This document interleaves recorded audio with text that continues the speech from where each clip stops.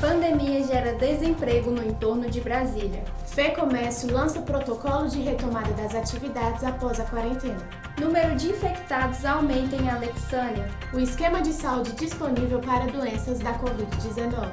Escolas de educação infantil no Distrito Federal enfrentam desafios durante a pandemia. O mundo animal do zoológico do DF pela internet. Cine Drive-In é reaberto em meio à quarentena. Durante o isolamento social, Águas Claras promove shows em condomínios. Começa agora a segunda edição do Jornal Universitário da UCB.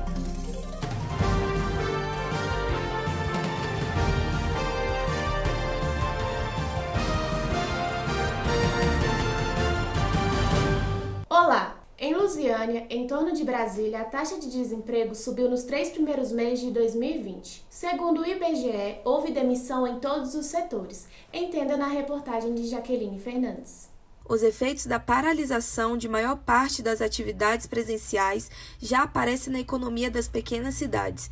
Em Lusiânia, o número de demissões provocadas pela crise do Covid-19 começou a aumentar em março e trabalhadores que atuavam em áreas como comércio, alimentação e alojamento, serviços domésticos e outros serviços como cabeleireiro e manicure sentiram outra natureza de perda que veio junto com a doença, o desemprego. Para reduzir a disseminação do novo coronavírus, a Prefeitura da cidade estabeleceu algumas medidas como o fechamento do comércio.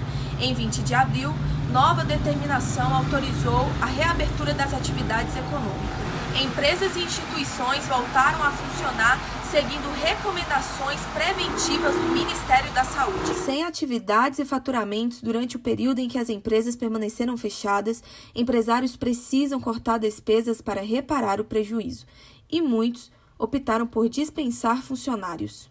Foi o caso de Diego Rodrigues, de 31 anos, que trabalhava em uma fábrica de cerveja artesanal há 4 meses, mas foi demitido da empresa em março, logo no início da pandemia do coronavírus. Esperava que seria só um momento, de no máximo 30 dias, para que essa quarentena passasse e começasse a voltar normalmente, mas isso não aconteceu. O técnico em auxiliar de produção, agora desempregado, precisa continuar garantindo o sustento de sua família e revela quais medidas tem tomado para driblar a crise. Eu estou fazendo bico, a única forma que eu encontrei de manter a renda de casa, é fazendo bico, na minha área de manutenção de máquinas, Priscila Farias tem 37 anos e é vendedora em uma boutique de roupas. Foi demitida assim que saiu o decreto solicitando o fechamento do comércio, mas foi contratada novamente após decreto que permitiu a reabertura das lojas. Eu não me sinto segura não, ainda estou vivendo sobre a incerteza. E eu estou aqui trabalhando, mas sem saber o que vai acontecer, porque eu estou com aquela incerteza, sem saber se realmente a gente vai continuar ou não. Só aguardando os decretos sair, porque se sair o decreto novamente, aí e se fechar as lojas, aí eu vou perder o meu emprego de novo. O educador financeiro Jonatas Bueno esclarece os motivos das grandes taxas de demissões e apresenta soluções de como gerar renda enquanto a economia não volta a girar e postos de trabalho forem retomados. Nós temos que considerar que a tendência dos comportamentos gerados pela crise do coronavírus, elas estão indo para ficar. Como, por exemplo, as pessoas ficarem mais tempo em casa, elas evitarem sair, evitar a aglomeração, e elas vão consumir apenas o necessário. Então, vários setores da indústria, do comércio, vão ser afetados de forma definitiva, pelo menos por um bom período de tempo. Então, as pessoas que estão em dificuldade financeira por estarem desempregados ou tiver a sua renda reduzida, elas têm que ter isso em mente para tentar se posicionar no mercado, em outras vagas, por exemplo, ou mesmo criar serviços, criar produtos e se tornar uma mão de obra valiosa. Uma outra forma de obter renda seria oferecer serviços ou produtos para a sua própria vizinhança, para o bairro onde você mora. Sejam doces, pequenos lanches, ou mesmo produtos, serviços de manutenção. Existem alternativas também online. Você ser afiliado de um produto digital, como um curso, um treinamento, ou mesmo você trabalhar nos bastidores, procurar empresas que estão fazendo essas lives, essas transmissões ao vivo de artistas, cantores. Com certeza deve ter alguém na sua região que está também com essa demanda de produzir conteúdo online. A FEComércio, Federação do Comércio de Bens, Serviços e Turismo do Distrito Federal, lançou um guia que orienta segmentos da sociedade a se estruturarem para que o reinício das atividades ocorra de forma segura, preservando assim a saúde da população. Veja o relato de Júlia Mendes. O processo de reabertura da economia começou a ser discutido agora, mas não existe nenhuma experiência consolidada. A proposta da retomada para o Brasil é o mais breve possível, respeitando os quesitos da saúde pública e controle da pandemia geral. O mais breve possível inicia-se o distanciamento social seletivo, isto é, grupo de risco e infectados continuam em quarentena domiciliar. O uso generalizado de máscaras em ambientes públicos torna-se lei. Inicia-se o processo de reabertura gradual das atividades segundo o grau de essencialidade, de maneira a abranger todas as atividades em 45 dias. Os estabelecimentos funcionam com horários alternados para diminuir a concentração do fluxo no transporte coletivo. Eventos de grande número de pessoas continuam suspensos. A curva de contaminação pelo coronavírus é crescente em Alexânia, Goiás, após a flexibilização do isolamento social. A reportagem é de Júlia Luiza. Desde o último decreto de flexibilização realizado no dia 20 de abril pelo governador de Goiás, Ronaldo Caiado, o estado enfrenta mais casos do novo coronavírus. O documento libera atividades religiosas, salões de beleza e indústrias, além da maior autonomia para municípios. Até a data do novo decreto, havia 393 casos em Goiás. Após 20 dias, o número saltou para 1.115. O governador também alegou na tarde desta terça-feira, 5, que não pensa no bloqueio total da movimentação, conhecido como lockdown, mas diz que se houver uma resistência por parte da população em obedecer os protocolos, eles irão pensar em um novo decreto para voltarem à situação anterior. Entre a flexibilização e a autonomia dos municípios, o prefeito de Alexânia, Alisson Silva, decretou a abertura dos comércios, incluindo o Outlet Premium Brasília, local de grande movimentação por parte de moradores do Distrito Federal. Um dos visitantes foi o presidente Jair Bolsonaro, que na tarde de sábado, dia 2, caminhou pelo local abraçando e tirando foto com diversas pessoas. O subgerente de uma das lojas, Bruno Rodrigues, conta o que estão fazendo para que os funcionários e os clientes continuem seguros, mesmo de portas abertas. Então, o Outlet está assim, colocando igual a gente que é funcionário, para trabalhar só de máscara, né? Todos os clientes que entram na loja têm álcool em gel, tem uma série de procedimentos, até mesmo para quando a gente pega no atendimento. Então, assim, está trabalhando de uma forma segura. E o movimento também está sendo muito pouco do que era previsto, ou seja, então o distanciamento está sendo na loja de 1,5 m, está dando para manter até o devido momento. Além disso, ele também fala como se sentiu com a visita de Bolsonaro. Eu achei equivocado. Porque, assim, foi o único dia que a gente se sentiu desprotegido devido ao que aconteceu. Foi, assim, muito tumultuou muito o Outlet, muita gente só curioso mesmo, para tirar foto com ele, toda vez sem máscara. Isso foi perigoso. O primeiro caso de coronavírus em Alexânia foi detectado nesta segunda-feira, 4. O paciente é um homem cujo nome e a idade não foram divulgados. A população, antes tranquila, agora já se sente ameaçada. O principal medo são com os moradores de outras cidades, que geralmente visitam muito o pequeno município. A gente fica meio com medo, né? Não sabemos como que vai surgir aí, como vai ficar. Os daqui não está contaminado, mas e os que vêm aqui, vêm de fora para cá? O estado registra agora 12.100 casos suspeitos em investigação, 52 óbitos confirmados e mais de 4.000 casos descartados. Nenhum paciente até o momento foi recuperado. No Distrito Federal, a Secretaria de Saúde tem um plano de ação e reação para enfrentar a pandemia e outras doenças comuns na região. Você confere agora na reportagem de Alice Dias. Além da pressão com o coronavírus, a demanda hospitalar conta com outras doenças que têm assolado o DF. Algumas delas são a gripe, a dengue e o câncer. Em abril, a Secretaria de Saúde reduziu o número de pessoas na fila para a radiografia e aumentou o número de oncologistas na rede de saúde. A medida amenizou o sofrimento de pessoas como Dona Maria Aparecida, que levou mais de 2 meses para ser chamada para uma consulta. Aos 59 anos, eu precisei fazer uma esterectomia total, aonde a minha médica, após fazer a cirurgia, detectou câncer no útero. e graças a Deus foi retirado antes de saber. E ela constatou também que eu precisava fazer radioterapia para não ocorrer o risco de voltar. E fiquei aguardando durante 2 meses para ser chamada, no qual a própria médica me encaminhou já para fazer a consulta.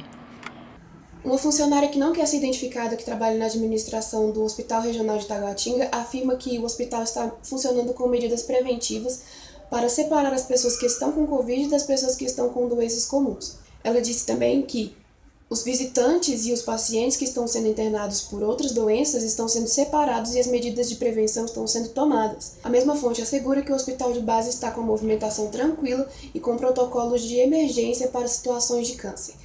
Ela também afirma que, caso o paciente de câncer não seja chamado em até 60 dias depois do diagnóstico, a família pode entrar com processo na justiça. O servidor público Rafael Araújo confirma esse protocolo de emergência citado pela fonte. Ele teve uma dor na coluna e precisou ser atendido no HRT. Eu procurei o atendimento no HRT, o Hospital de Taguatinga, para a especialidade de ortopedia. Para minha surpresa, o hospital estava até vazio e eu acredito por conta da pandemia, então penso eu que as pessoas estão de repente evitando procurar o hospital. Como eu disse, o hospital estava vazio, mas quando eu fui tomar uma medicação na veia, fiquei fora para outras pessoas entrarem, mas eu fiquei num banco, inclusive tinha outra pessoa esperando medicação e também a gente estava respeitando essa distância, usando máscara. É recomendado que pessoas que tenham estado em viagem internacional e sintam sintomas do Covid entre em contato pelo número 190, 193 ou 199 para atendimento a domicílio. Para pessoas que estão com sintomas, mas que não estiveram numa viagem ao exterior, é recomendado que se dirijam à unidade básica de saúde mais próxima. No setor de ensino, o desafio das aulas à distância mobiliza professores e estudantes. No caso da educação infantil, a tarefa é um pouco mais complicada. Acompanhe o relato de Lara Leal. Diante da situação de pandemia, as escolas no Distrito Federal tentam se adaptar à nova rotina. Escolas da rede privada no DF, além de disponibilizarem videoaula para cumprirem o calendário escolar, procuram oferecer conteúdo educativo em suas redes sociais, por meio de lives e posts interativos. A medida provisória número 934 dispensa a obrigatoriedade de 200 dias letivos. Com isso, as escolas estão readaptando seu calendário escolar. Para as escolas da rede pública, a TV Justiça começou a exibir a partir do dia 6 de abril atividades para crianças do ensino fundamental 1 e 2, ensino médio e educação de jovens e adultos. A programação é transmitida segunda, quarta e sexta, das 9 ao meio-dia. Para alguns pais, o rendimento de seu filho diminuiu com a educação à distância, mas, para outros, o aprendizado é maior. Bom, eu como mãe, estou achando que, em relação a Heloísa, eu não percebi assim, dificuldade nela na assimilação do conteúdo.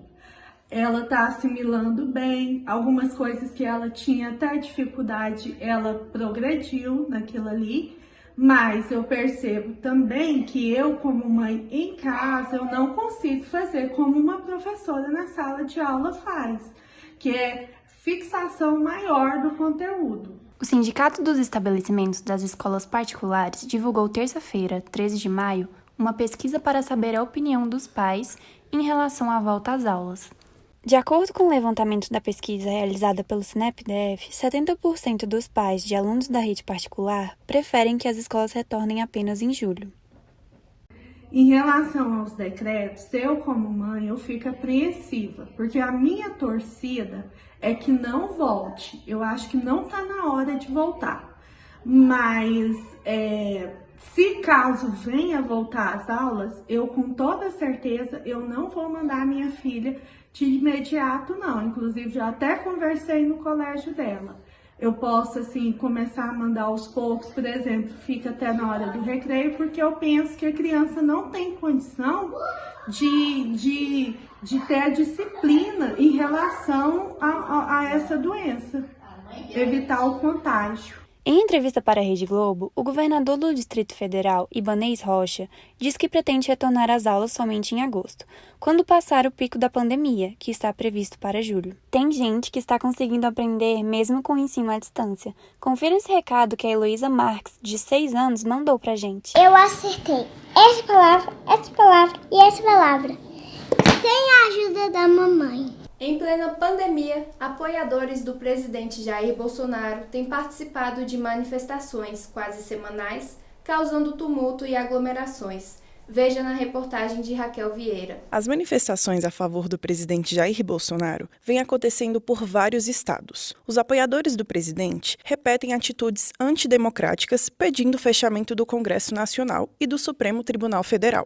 Os atos seguem as instruções de grupos organizadores que se aliam com o discurso negacionista da pandemia. São chamados de Nas Ruas, Movimento Avança Brasil e Movimento Conservador. Desde o início da Covid-19, o presidente minimiza a doença, diz que não se trata de nada grave e insiste em convencer as pessoas a irem para a rua. Crianças, adultos e idosos participaram da manifestação, contrariando as orientações das autoridades de saúde internacionais e nacionais. Eu estou aqui porque acredito em vocês! Além dos atos de rua, há um grupo acampado em frente ao Congresso que também faz manifestações antidemocráticas, ameaçando e ofendendo as instituições. A pandemia está praticamente obrigando os brasileiros a readaptarem hábitos de higiene pessoal. Veja esse novo normal com Karine Souza. Devido à pandemia do novo coronavírus, a rotina de higiene de algumas pessoas tem mudado. Com as recomendações da Organização Mundial da Saúde para a contenção da Covid-19, lavar as mãos e outros objetos trazidos para dentro de casa têm se tornado hábitos comuns.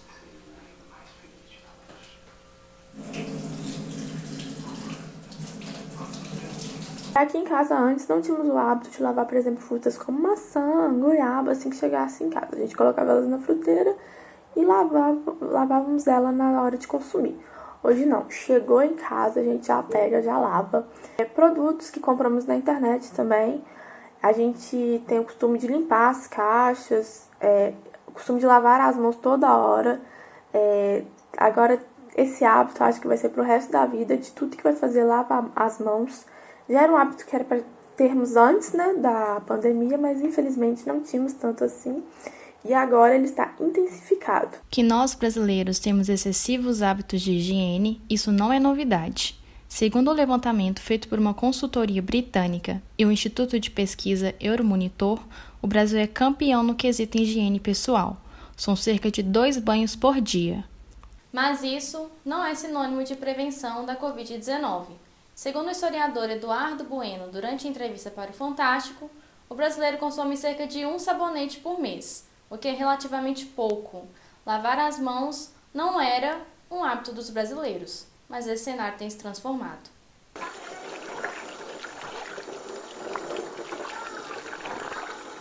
Segundo o levantamento feito pela reportagem, em questionário e amostragem aleatória pela internet, 75,2% das 129 pessoas entrevistadas afirmaram mudanças de hábitos depois da pandemia do novo coronavírus. Além disso, 81,4% mostraram preocupação com a forma correta de higienizar as mãos e 18,6% não mostram preocupação.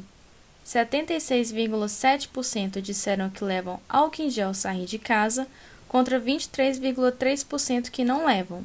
E 58% dos entrevistados disseram que lavam as mãos mais de 6 vezes ao dia. Para o arquiteto Anderson Lucas, alguns desses novos hábitos fazem parte da sua rotina de trabalho. Além do uso de EPI, equipamento de proteção individual, há também um cuidado com os veículos de uso coletivo da empresa em que ele trabalha. Higienizando as mãos com álcool em gel, passando no volante, no câmbio de marcha, no freio de mão, no cinto, onde a gente tem mais contato manual, E no mais, a gente também está higienizando quem entra no carro e exigindo a máscara também. Para João, responsável pelo setor de captação do serviço de coleta de sangue em Betim, Minas Gerais, novas medidas também foram adotadas em seu trabalho. O cuidado com o sangue coletado e com os doadores tem sido redobrado. E a gente está tentando proteger o máximo possível o nosso doador. Por esse motivo eu estou usando essa máscara, esse capacete aí que vocês estão vendo nesse momento. Teve algumas mudanças, que é o distanciamento social que a gente está mantendo aqui na unidade. E também nós estamos pedindo para todo doador que vier ao Hemominas não esquecer de estar agendando sua doação. Durante a entrevista por videochamada, a professora da PUC Minas, doutora em enfermagem e mestre em microbiologia, Juliana Garbaccio, explica que esses costumes higiênicos são uma condição cultural. Por exemplo, do Oriente Médio, religiões diferentes, muçulmanos, como que essa prática de higienização de mãos é diferente para eles, sabe? Então, assim, em algumas situações é colocado até que eles não devem lavar as mãos. E tem lugares na África que não tem água, né? Que as pessoas tomam banho uma vez no ano, 1, 2 vezes no ano. Então, a questão da higiene de mãos, da lavagem de mãos, então, ela vem desde a infância. A professora também afirma que a pandemia do novo coronavírus pode realmente mudar os nossos hábitos de higiene. A curto prazo e a médio prazo, a gente vai mudar o hábito, sim. A gente vai ter mais esse cuidado, não só de lavar a mão, ou se você não tem água ali do lado de você, higienizar com álcool. Eu acho que isso vai se manter por um tempo, sim. Eu acho que o Covid, como o HIV trouxe muitas mudanças. Antes do HIV, não existia luva, assim, eram pouquíssimos profissionais que usavam luva de forma cotidiana, rotineira, né? Dentistas, isso não existia luva na odontologia. Então, assim, algumas mudanças, e até hoje a gente tem isso, que vieram do HIV. E aí eu acho que aquela, né, questão que você colocou, eu acho que a gente vai ter, sim, né, algum impacto na nossa forma de relacionar, etc, etc, do que a gente tem chamado de etiqueta respiratória. Não sei se você já viu esse termo. Então, assim, quando a gente vai tossir, quando a gente vai espirrar, o brasileiro tem muito hábito de levar as mãos. Você faz isso aqui, né, para tossir, para espirrar. E o certo é que você ou tem um lenço que você possa proteger, ou que você use o braço ou o antebraço. Então, essa questão da etiqueta respiratória, eu acho que isso também pode trazer algumas mudanças aí no cotidiano.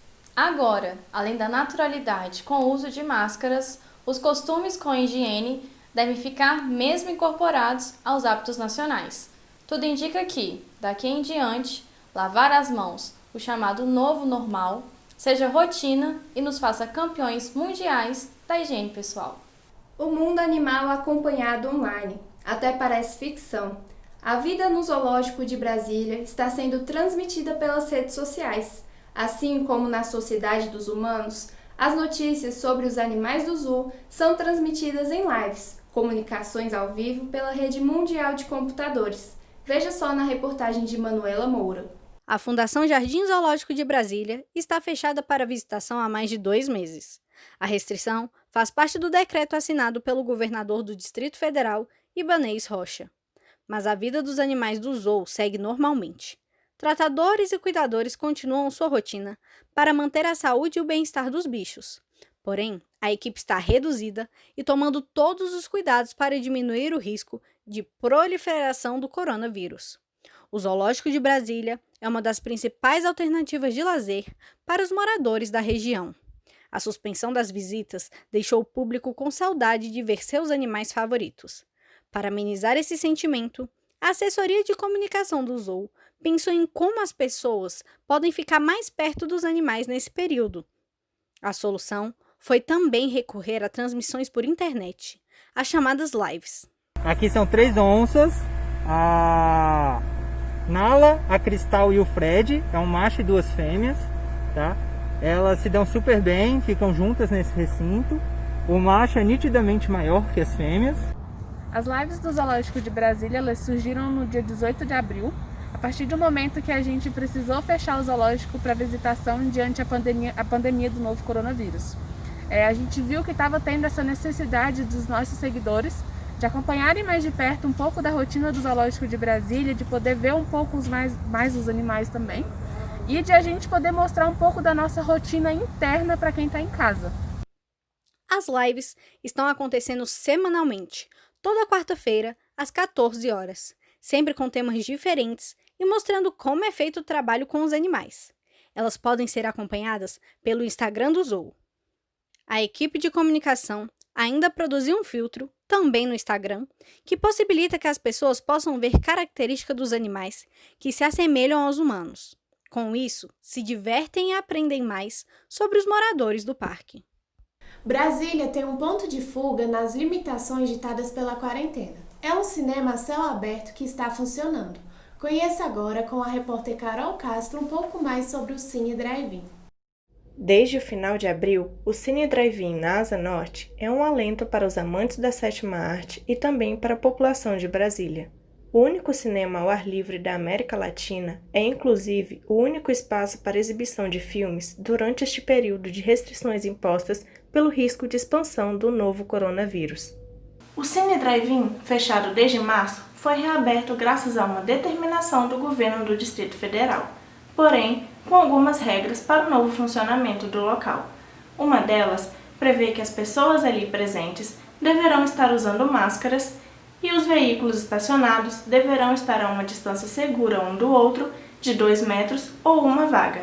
Também está completamente vetada a comercialização de qualquer produto na lanchonete do cinema. Essas restrições não incomodam o publicitário Luiz Henrique. Para ele, só a possibilidade de sair de casa e assistir a um filme fora do quarto já é motivo de animação. Antes da quarentena, eu costumava ir no cinema e em outros lugares sempre que me sentia meio ansioso. E com o início do isolamento social, eu até achei que seria uma coisa tranquila, tendo em vista que eu teria mais tempo para as minhas coisas pessoais.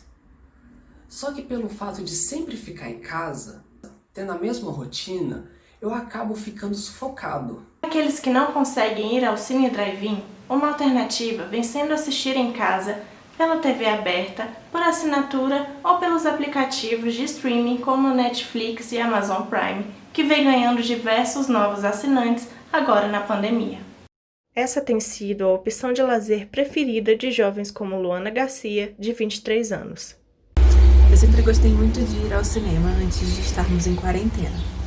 Porém, com os locais totalmente fechados ou parcialmente fechados, acabo tendo que me entreter maratonando séries na Netflix, o que ajuda muito na negatividade da pandemia. A separação física de familiares e amigos tem sido um desafio duro para muitas pessoas.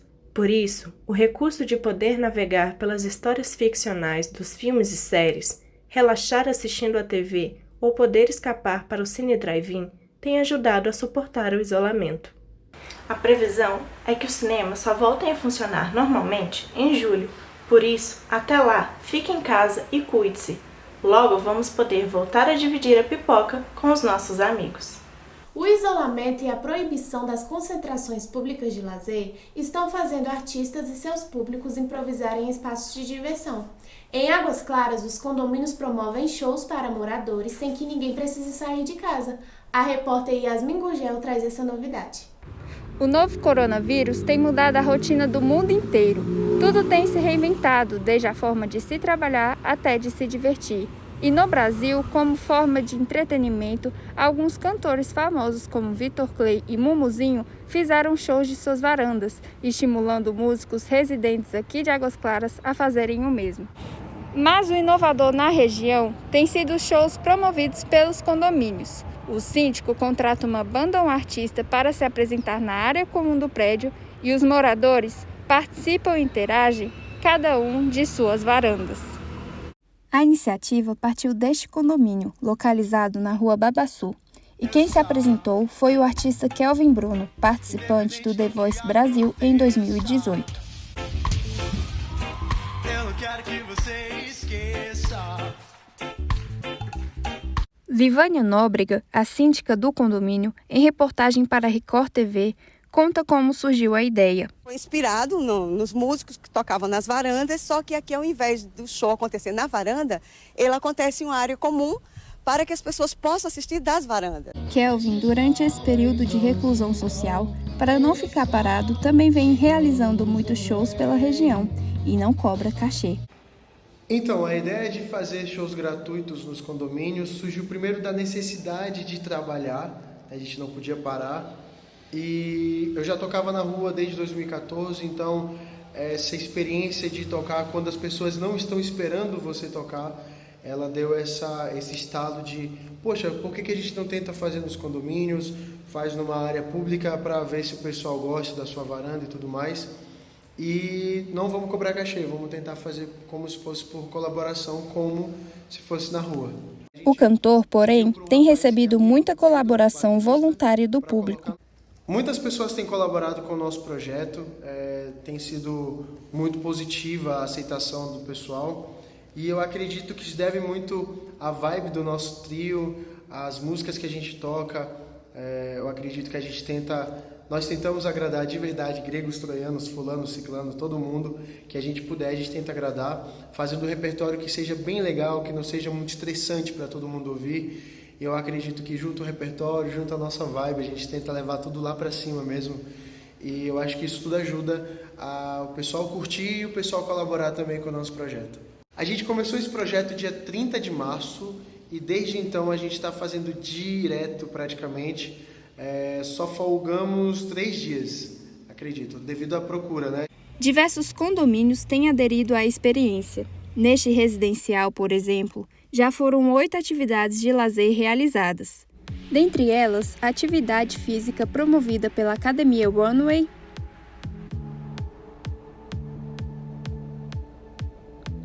e performance da Banda dos Bombeiros.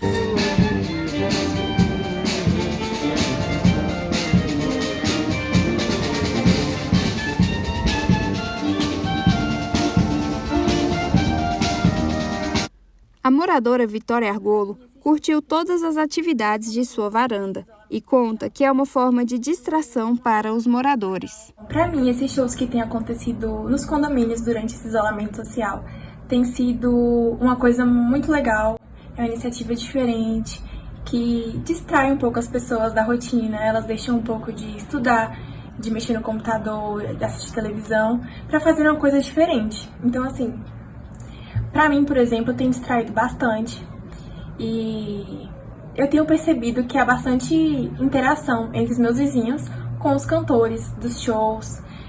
Eles dão dicas de música que querem escutar e os cantores vão lá e cantam. Então, assim, eu tenho visto bastante gente feliz, cantando, se divertindo durante esses shows. E, para mim, é uma forma de enfrentar esse isolamento social. Os artistas têm adotado o couvert solidário. Não cobram cachê pelas apresentações e deixam a critério dos moradores colaborarem ou não. Que quiser patrocinar, quiser deixar aquele cascalhozinho para que o projeto continue maior e maior, a gente agradece. Mas se você não for empresa e você está aqui no Art Life, tem um linkzinho aqui embaixo para você deixar um cascalho para nós.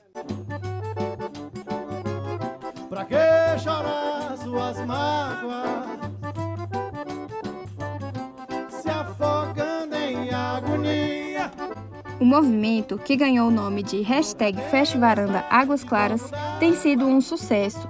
Uma tentativa de aliviar os residentes desse momento de tensão provocado pela pandemia do novo coronavírus.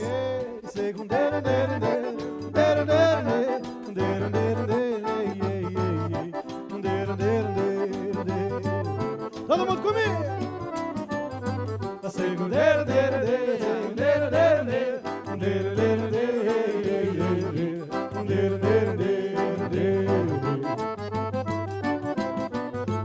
Reinventar, criar, superar essa marca da pandemia será a ponte para um novo mundo depois da crise. Como sempre, a arte abre alas para esse caminho. O Jornal Universitário fica por aqui. Até a próxima edição e, se puder, permaneça em casa. Até lá! Ela mandou que mandar de rock e o palhaço do circo gostou. Ai, mas ontem eu recebi um telegrama. Era você de Aracaju ou do Alabama.